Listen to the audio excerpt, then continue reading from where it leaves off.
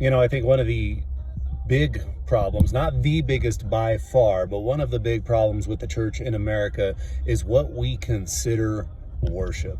Worship is not 10 people on the stage, 6 instruments, 4 people singing, jumping up and down with lights and, maybe lasers and fog machines and things like that.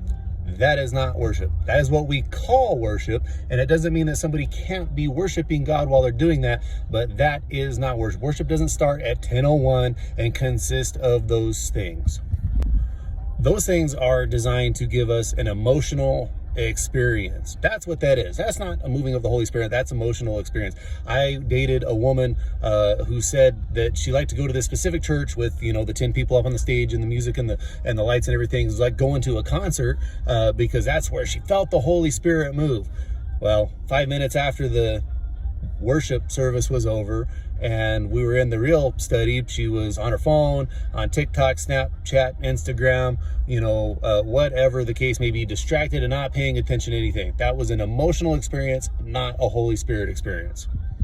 Now, I'm not saying that you can't worship God by singing and praising him like we should, but we should be worshiping God in everything that we do. We should be worshiping God before we go to church, in prayer for the church, in prayer for the service, in prayer for the pastor, in prayer for the message, in prayer in hopes that someone will hear the gospel and get saved. And true worship is serving God.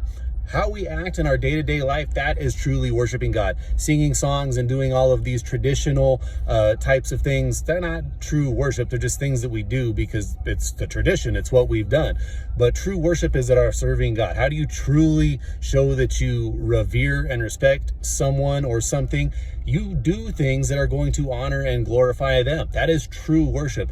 All through our day, throughout the whole week, we should be worshiping God, and it should be worshiping God in the things that we do. Worship is not just dedicated to that 30 minutes on Sunday, and that's it for the rest of the week. Our lives should consist of worshiping Jesus and how we act and the things that we do. And I think that this is something that needs to be said from the pulpits across America, because there's so much emphasis on doing all of these grand things to try to attract people into the church instead of just sharing the gospel. What's going to save people? The gospel, and letting God work in people's lives. Instead of all the theatrics, let's just share the gospel. So as Christians, we got to make sure that we're worshiping God at everything that we do. Every day, all day, every action, every word that's said, every thought that comes across our mind needs to be reverent towards God, and that is true worship.